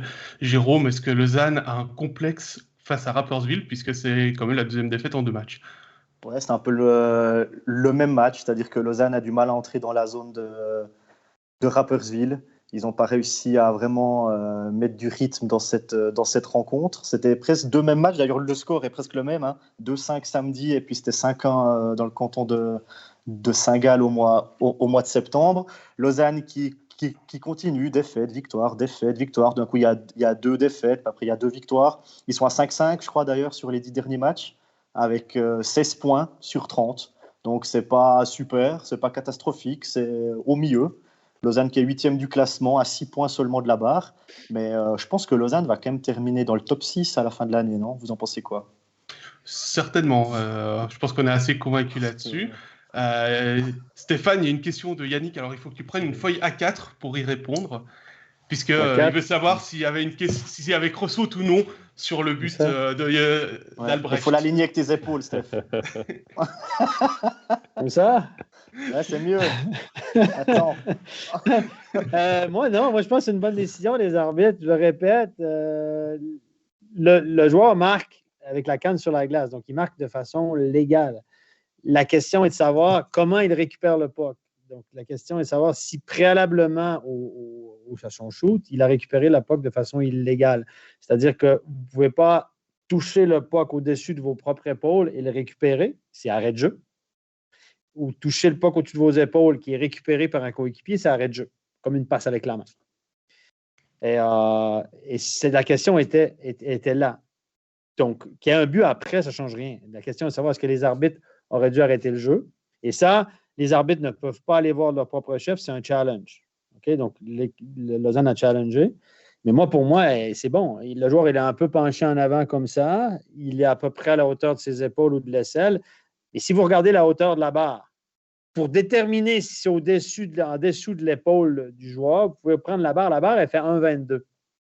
1,22 m. Puis probablement que quand il touche au puck avec le bout de sa palette, le puck est ça au-dessus de la barre. À 1,30, mettons. Les épaules de la majorité des joueurs de Ligue nationale sont au-dessus d'1,30 m, je vous le garantis. Ouais. Avec les à part plus, peut-être Marchini. Donc, puis encore. Donc, avec les patins, je pense que c'est au-dessus quand même. Honnêtement, moi, j'aurais pas fait ça. Moi, j'aurais peut-être... Je voyais faire ça avec les épaules du joueur. Hein. Tu me mets à la barre. Regarde, c'est quelques centimètres au-dessus de la barre, clairement au-dessus des épaules. Puis le joueur, s'il est penché, si le joueur est à genoux par terre, hein, puis il fait comme ça, c'est pas une cross-out. La hauteur normale quand il est debout. Là. Oui? Donc, voilà. Et pour moi, c'était même pas serré. Je ne sais pas pourquoi ils ont tergiversé aussi longtemps que ça. Pour moi, c'était même pas serré. C'était une bonne décision. Là où je pense que Lausanne a fait une erreur, c'est de challenger. Ça leur a coûté 2 minutes.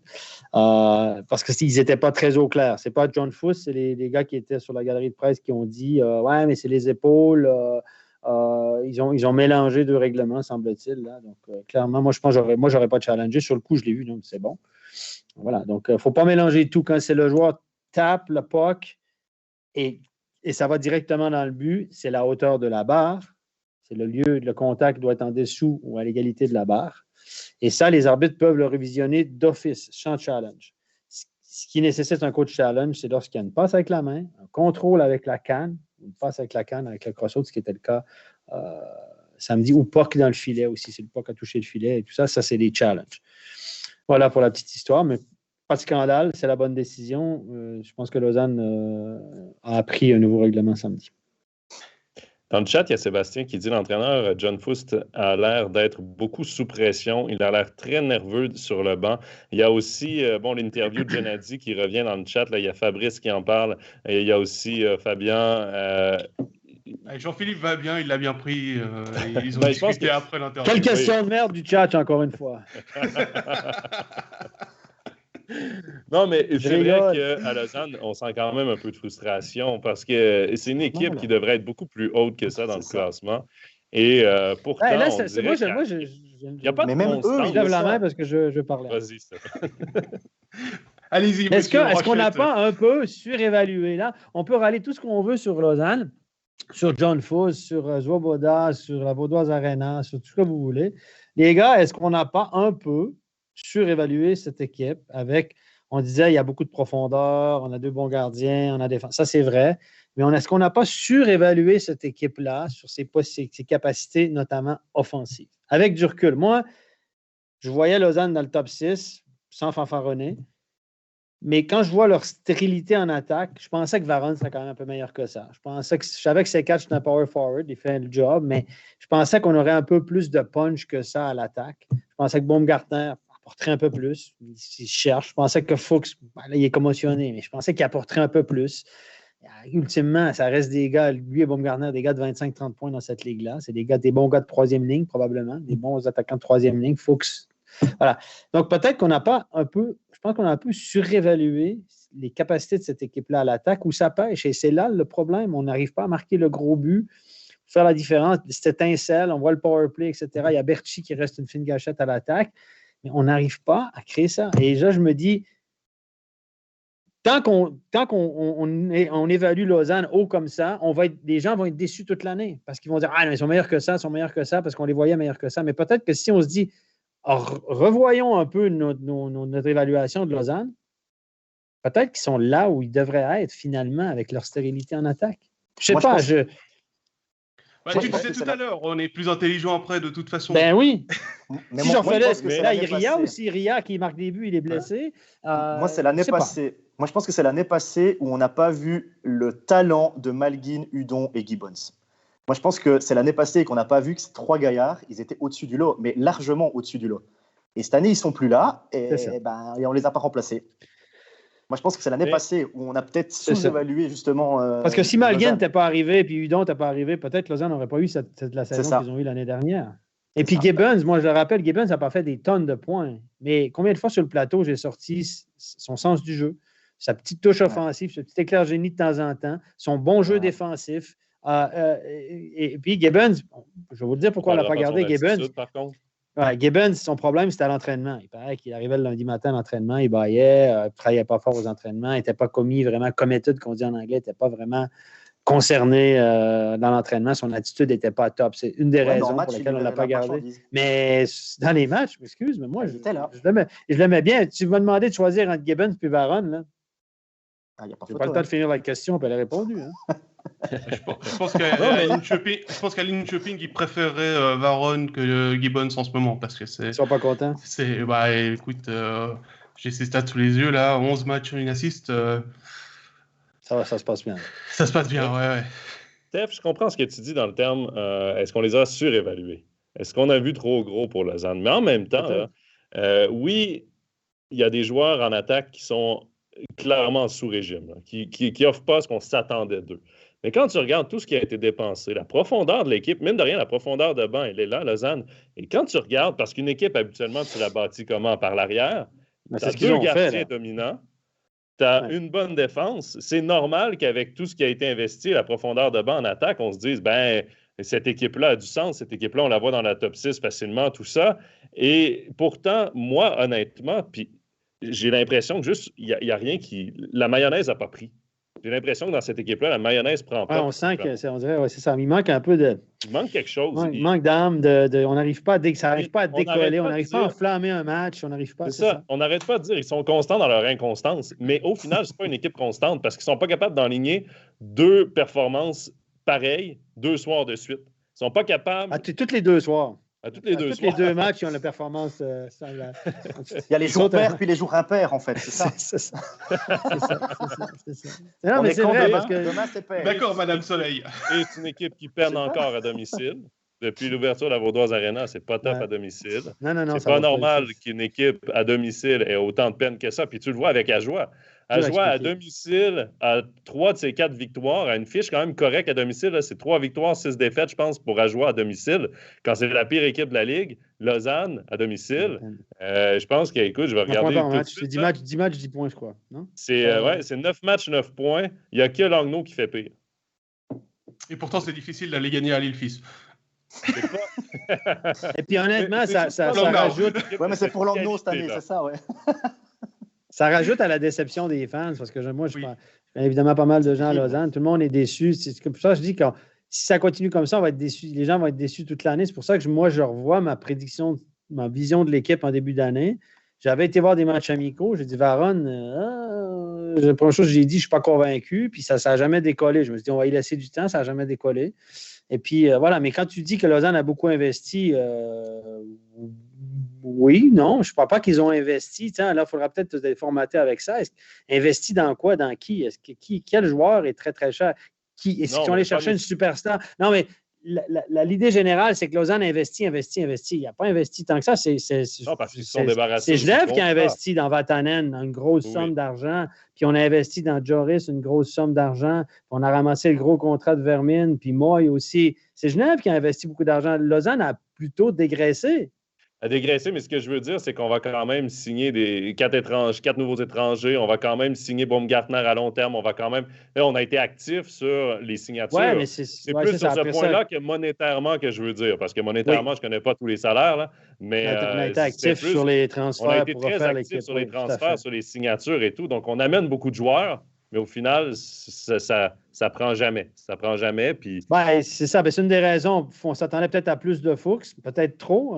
Vous remarquez que c'est un gars qui a fait une trentaine de points une seule fois, puis dont la moitié, sur l'année qui a fait 36 points à Bienne il y a 2 ans, je pense qu'il y en a la moitié en power play. Donc, ça reste un spécialiste. Ça reste pour moi un centre de 3e bloc. Un gars qui a été plus efficace offensivement quand il jouait à l'aile que quand il jouait au centre. Il avait moins de responsabilités, donc a été plus efficace offensivement. Il pouvait tricher plus, partir plus dans la phase d'attaque. Ça, c'est une chose. Je ne suis pas convaincu. Moi, je pense qu'il faut que s'il joue à l'aile, il peut être très efficace offensivement parlant, parce que défensivement, il peut jouer, mais ce n'est pas sa spécialité. Baumgartner, il cherche sa place, une fois au centre de la 4, une fois au gauche de la 3, une fois à droite de la 2, puis une fois à gauche de la première. Là, il y a 2 passes cette année, le pauvre Baumgartner. Il cherche, là. Il n'a pas trouvé. Il est sorti de sa montagne de Davos, il est descendu en plane, mais c'est un peu compliqué. Je pense que c'est un bon joueur.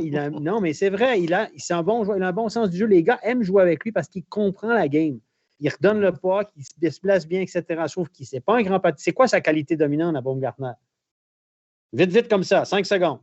C'est quoi sa qualité dominante? Technique sur le petit périmètre. Ouais.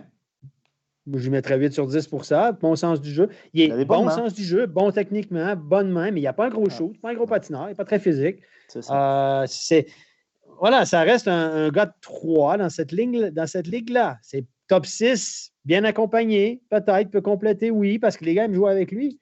Un super bon kid, mais il n'y a pas de shoot. Tu vois, là, regardez-le shooter. Il a marqué 7 buts, je pense, à Davos l'année dernière. C'est un gars qui va te marquer 5-10 buts par année quand il y aura un tap-in ou un 2 contre 1, etc. Mais marquer pour être un buteur dans cette ligue-là, dans une ligue professionnelle, il faut que tu puisses shooter le puck du top circle, un bon wrister, puis la placer précis sous pression. C'est ça un buteur. Berchi le fait. Regardez les snipers dans cette ligue-là sont capables de le faire. Motet le fait, Sprunger le fait, Malgin est capable de le faire, Rodriguetto.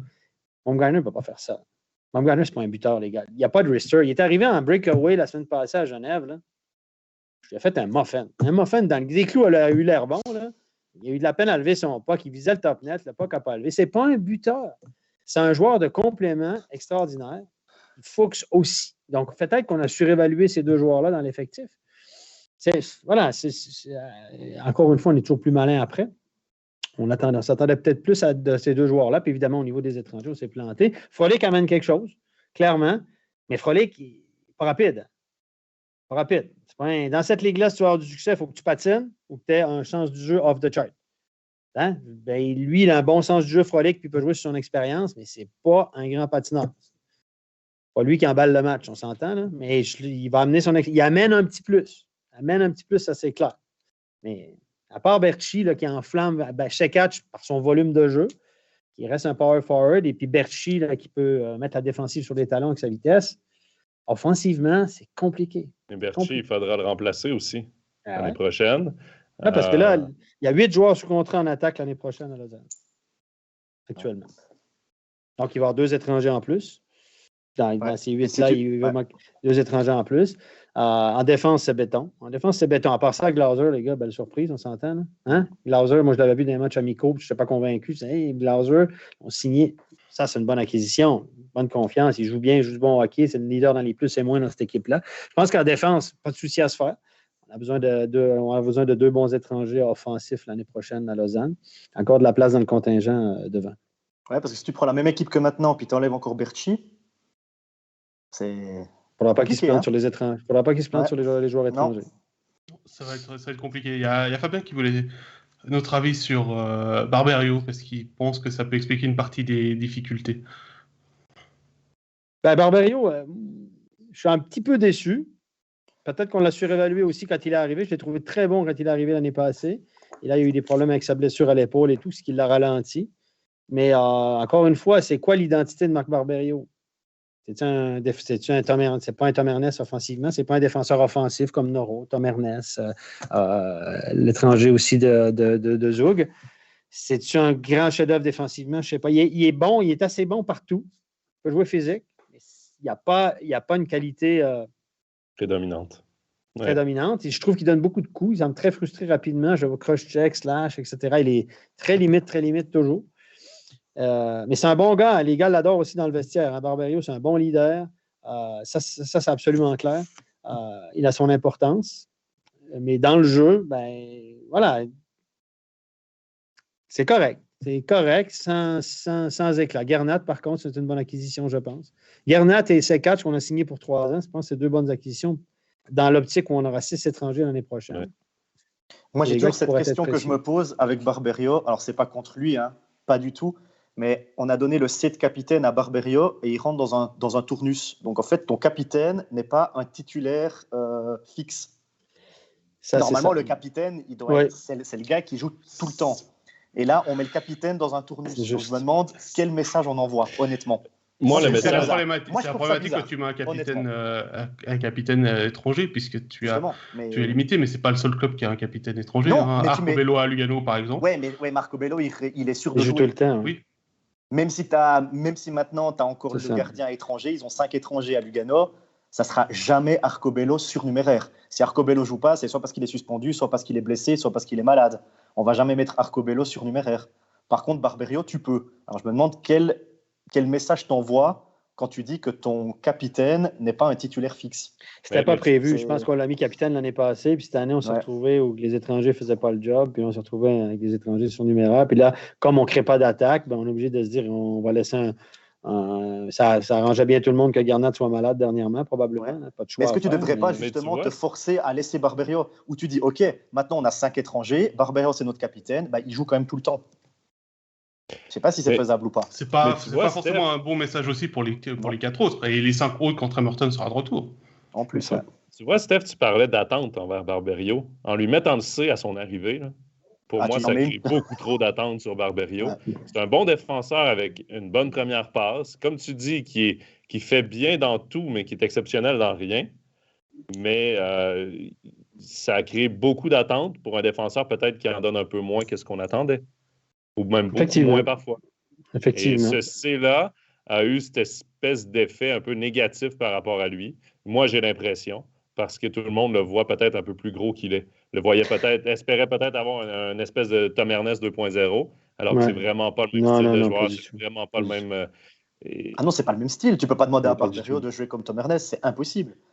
Si Barberio n'avait pas parlé français, je pense pas qu'il aurait réussi. Ça, c'est une autre histoire. Le fait qu'il a été très indiscipliné en finale l'année passée, est allé de gestes disgracieux, ça aide pas à la perception d'un bon capitaine. Hein. Il a pété sa coche, a perdu les pédales l'année passée, et puis c'est vrai que ça aide pas. Tout ça pour vous dire, messieurs, que je pense que Lausanne, les fans devront revoir un peu leurs attentes cette année. Je pense que s'ils accrochent le wagon du top 6, ça sera une réussite, étant donné aussi l'absence de Ria. On ne sait pas quand est-ce qu'il va revenir. On l'a engagé, lui, pour marquer des buts. Contrat d'une année, ça fait partie de ceux qui ne sont pas sous contrat l'année prochaine, mais même en début d'année, il avait de la peine, puis là, il a été blessé, donc ça enlève quand même un shooter en moins. Quand il va revenir, ça peut être une touche. Mais je pense qu'on devra peut-être revoir les attentes à la baisse, comme on est obligé de le faire à Genève. Et au contraire de Fribourg et Bienne, qu'on n'attendait pas, les gars, aussi haut que ça, il faut le dire. Donc là, les attentes sont revues à la hausse en bas. Il faut les revoir à la baisse. Voilà, je pense qu'il faut être réaliste. Lausanne, c'est ce que je disais. Quelqu'un m'a demandé tu crois que Lausanne. Moi, je pense que ça va être une année comme ça. Un petit haut, un petit bas, compliqué. Et là, les fans, s'ils s'attendent à ce qu'ils finissent troisième, je pense qu'ils vont être déçus. Par contre, on ne sait jamais ce qui peut arriver en fin de saison, mais si pas partir sur un stretch incroyable en play-off, on ne sait jamais ce qui peut arriver. Tu sais, une équipe tout à coup qui arrive sur une lancée, là, il reste quand même qu'ils ont 2 bons gardiens. Oui, c'est ça. Il reste qu'ils ont 2 bons gardiens. Ils ont une bonne défensive. C'est jamais facile de jouer contre Lausanne parce que les défenseurs sont gros costauds. L'année passée, ils ont sorti la carte physique contre Zurich. Les Suisses allemands n'ont pas apprécié, mais ça peut être difficile de gagner contre Lausanne dans une série de playoffs, effectivement.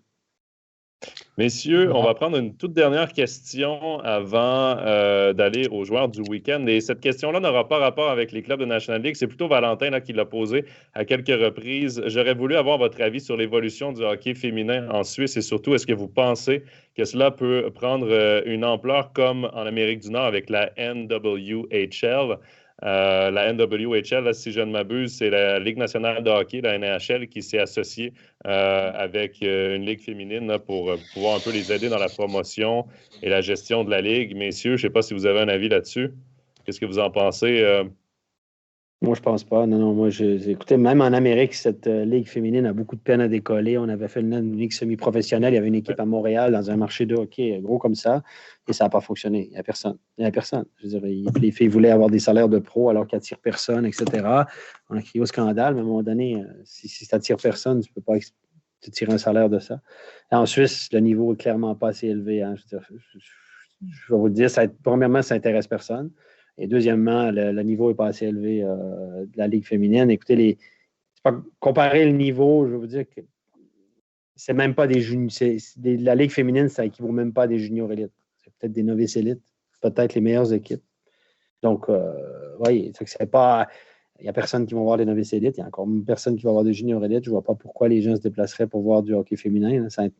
Il n'y a pas de marché pour ça. Et je ne crois pas que ça va se développer. Que les filles jouent, qu'il y a plus de filles qui jouent au hockey, oui, il y en a, puis c'est bien. Puis cette ligue, que la ligue féminine existe, c'est parfait. Que des filles qui jouent au hockey, c'est génial. C'est pas ça que je dis.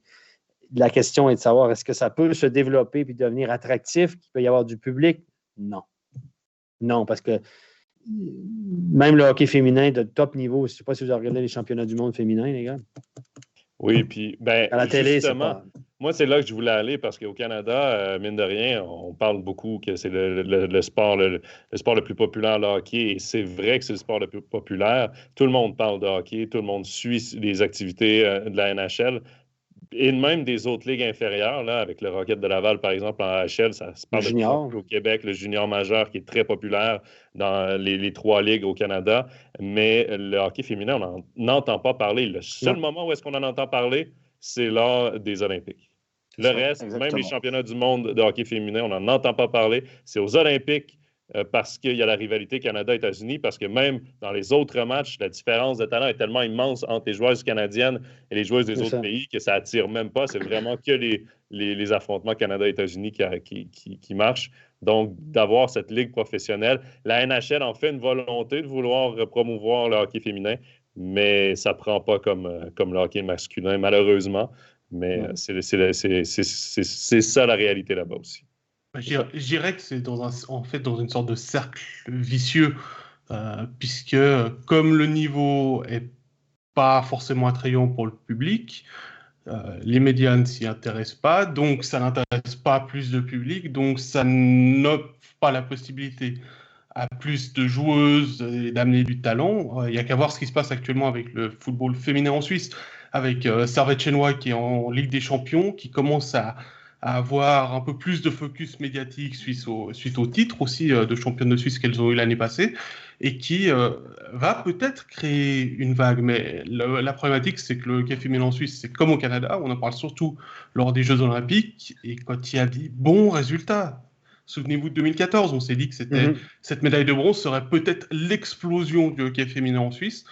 On est 7 ans plus tard, ça n'a pas réellement augmenté non plus. C'est dommage pour elles, parce qu'elles sont vraiment passionnées. Elles jouent, c'est encore pire que pour les juniors pour elles, parce qu'elles ont des horaires qui sont encore pires pour les entraînements. Elles ont très peu de soutien financier. Il y a qu'à voir, on a parlé du HC Lugano Ladies il n'y a pas longtemps, parce qu'il y a des problèmes financiers apparemment. Donc voilà, c'est malheureusement, voilà, même si Valentin Signal est une championne olympique à Lugano, tout ça, ça reste. Si tu n'attires personne dans les gradins, je veux dire, puis c'est pas médiatisé, les sponsors viennent pas, etc. Ce qu'il y a, c'est qu'on compare toujours le sport féminin et le sport masculin. Exactement. Et je pense qu'il faut arrêter de le comparer. Tu peux pas aller voir un match féminin de hockey et t'attendre à ce que ça soit le même niveau masculin. Et quand on arrêtera, et peut-être que quand on arrêtera de comparer le sport féminin et le sport masculin, peut-être que là, ça va peut-être attirer des médias et attirer des spectateurs. Mais c'est sûr que celui qui va voir un match féminin et qui s'attend à voir le même spectacle que le masculin, il sera déçu. Mais c'est un autre hockey aussi. Il n'y a pas de charge, par exemple, dans le hockey féminin. C'est autre chose. Moi, je pense qu'il faut peut-être arrêter les comparaisons au bout d'un moment. C'est ce qu'est en train de faire le football féminin. Je ne sais pas si tu as remarqué avec la Coupe du Monde qu'il y a eu il y a 2 ans en France, où vraiment ils ont mis l'accent sur l'aspect, c'est pas le même football. Voilà, c'est ça. Et attirer les gens en disant, venez découvrir quelque chose de nouveau. Et c'est là peut-être qu'on va créer quelque chose par la suite. Mais c'est compliqué et ça prend du temps. Ouais. Voilà, messieurs, on va revenir pour terminer sur la National League avec notre joueur du week-end. Je vais me tourner vers toi, Jérôme, parce que c'est toi qui l'a proposé. Tu as relevé son excellent week-end. Et puis, ça va bien avec le HCA. Meilleur club roman du week-end, c'est Philippe Michael DeVos. Vendredi, il marque le game-winning goal face à Zurich. Samedi, contre Ambry, il fait un incroyable travail sur le premier but de Fortier. Il lui offre le deuxième. Ça passe à DeVos, elle efface le gardien. Et puis Fortier marque quasiment dans le but vide. Mais j'aimerais revenir sur la saison de DeVos, qui joue quand même avec une cheville dans un sale état. Il faut quand même être franc. Le mec, depuis qu'il est arrivé pour la saison 2015-2016 à Ajoie, il n'a pas manqué un seul match de championnat et de play-off. Il n'est jamais malade, il n'est jamais blessé, il n'est jamais suspendu. Il vient de jouer 358 matchs de Vos avec Ajoie. Et Ajoie en a joué 358. Il n'en a pas manqué un. Et puis là, avec la cheville qu'il a, je pense qu'il aurait pu dire écoute, je prends une semaine de pause. Bah non, il va quand même jouer. Il loupe quelques entraînements. Et puis en match, il livre la marchandise. Et puis surtout, il a dû changer son jeu. Parce qu'en Swiss League, il était 95% du temps en zone offensive. Et puis là, en National League, il joue en zone défensive. Donc il faut aussi un gros travail défensif. Donc c'est aussi pour ça qu'on peut décerner ce petit prix à Philippe Michael DeVos. Puis il s'en va vers une saison de, mine de rien, au niveau des points. C'est vrai qu'on le voit moins, puis tout ça. Mais il s'en va vers une saison de 40-50 points, les gars. Et Steph, c'est 15 points ces 13 derniers matchs. Ça a pris du temps avant qu'il se mette en marche, qu'il s'adapte à la National League. De toute façon, lui, les camps d'entraînement, il le dit toujours, là, ça prend du temps parce qu'il ne touche pas à la glace l'été, là, si je ne me trompe pas, DeVos. Donc, ça lui prend toujours un petit peu plus de temps. Là. Ça lui a pris aussi l'ajustement de la National League. Mais là, c'est 15 points ces 13 derniers matchs. C'est plus d'un point par match. On commence vraiment là, à revoir le Philippe Michael DeVos qu'on voyait en Swiss League. Oui, il est un peu mieux accompagné aussi, les garçons. Oui. Là, il y a Fortier à jouer avec lui. Fortier peut marquer des buts. Fortier a 5 buts en 5 matchs, mine de rien. C'est pas le gars flamboyant. On a Van Strom qui est arrivé. Donc, voilà, en powerplay, ça ne marchait pas au début de l'année. Là, on a marqué quelques buts en powerplay. Voilà, c'est mine de rien, ça reste une fine gâchette, ça reste un joueur qui a un sens juste ce qui le paie genre en National League. DeVos, c'est son coup de patin. C'est pas un joueur qui est très costaud ni qui est pas très rapide. Donc, à 5 contre 5, c'est plus compliqué pour lui, évidemment, parce qu'il ne peut pas enflammer le match. Mais ça reste un gars qui a un sens du jeu à la Linus Omark. Je veux dire, c'est une grosse comparaison, mais son sens du jeu, c'est semblable. Hein. Il a une demi-seconde en avance sur tout le monde, sur la compréhension du jeu, sur l'anticipation du jeu. Il est juste extraordinaire. Il a des bonnes mains. S'il avait un coup de patin, ce gars-là, s'il était quelques centimètres de plus, mais un coup de patin, il jouerait un NHL. Il a quand même fini meilleur marqueur de la Ligue junior majeure du Québec à 20 ans, vous allez me dire. Mais quand même, je veux dire, c'est un gars qui a un sens du jeu, mais incroyable. Et là, tu viens de lui mettre des grosses chaussures à remplir en comparant à au niveau du sens du jeu, en zone d'attaque, je le trouve quasiment aussi malin. Mon Marc est un peu plus spectaculaire, oui, mais je trouve qu'au niveau du sens du jeu, les gars, c'est comparable. Hein? Il donne les pas, il est très, très malin. Il trouve les lignes de shoot, les lignes de passe. Il temporise quand c'est le temps. Il a toujours l'air d'avoir une seconde de plus. Remarquez les joueurs de hockey. Les joueurs de hockey, quand ils sont sur la glace, tu as toujours l'impression que quand ils prennent le pas, qu'ils ont du temps. Tu dis, attends, les autres, ils ne vont pas sur lui. Non, c'est parce qu'il va là, il se donne la seconde de plus parce qu'il fait le bon choix, parce qu'il se déplace dans le bon sens, parce qu'il protège sa rondelle. Et ça donne de les ouvertures qui se créent. Et DeVos, c'est ce genre de joueur. Il a toujours l'air d'avoir une seconde de plus pour réagir. Steph, pour finir sur DeVos, il y a Patrice qui dit on pourra couler un bronze à DeVos. Voilà. Exactement, un autre bronze à couler. Et puis demain, on va retrouver Philippe Michael DeVos avec sa tenue habituelle, puisque désormais, il est top scorer du HCA Ajoie. Ouais. Voilà, maintenant, Pascal, c'est l'heure du programme de la semaine. Oui, tout à fait, avec nos matchs, nos studios de National League et de NHL. Demain, je crois que c'est Lausanne-Fribourg à 19h25. T'es sûr? Sports One. Joe, c'est toi qui anime. Faudrait que tu le saches. Avec Jérôme au commentaire et Stéphane, si je ne me trompe pas, un certain Serge Pelletier qui sera parmi nos invités. Serge Pelletier, on a des questions à lui poser à Serge. Il ne sera pas sur le banc de Genève, pour ceux qui se posaient la question. Vendredi, ce sera Bienne Berne. Oui, pour l'anecdote, Serge Pelletier, quand il est engagé à Lugano, il avait été engagé à Lugano un mercredi. Et la veille de ce mercredi qu'il est engagé, il était en studio chez nous pour un certain, dont le match studio, c'était Ambry-Lugano. Et Ambry avait perdu, je pense, 7-2. Et le lendemain, Dominicali était à Lugano. Steph, tu viens de partir la machine à rumeurs, là.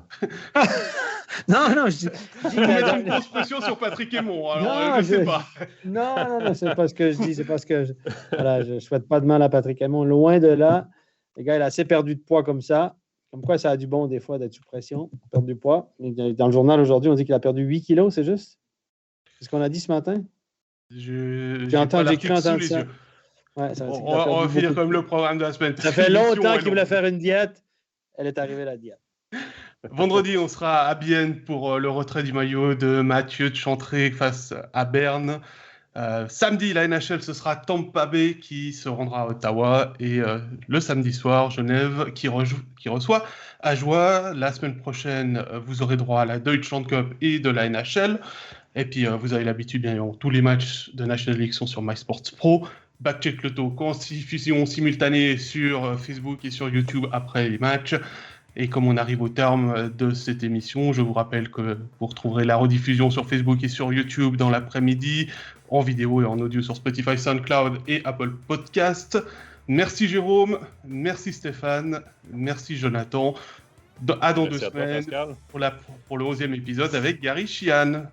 Allez, bye bye tout le monde. Bon après-midi, bye bye.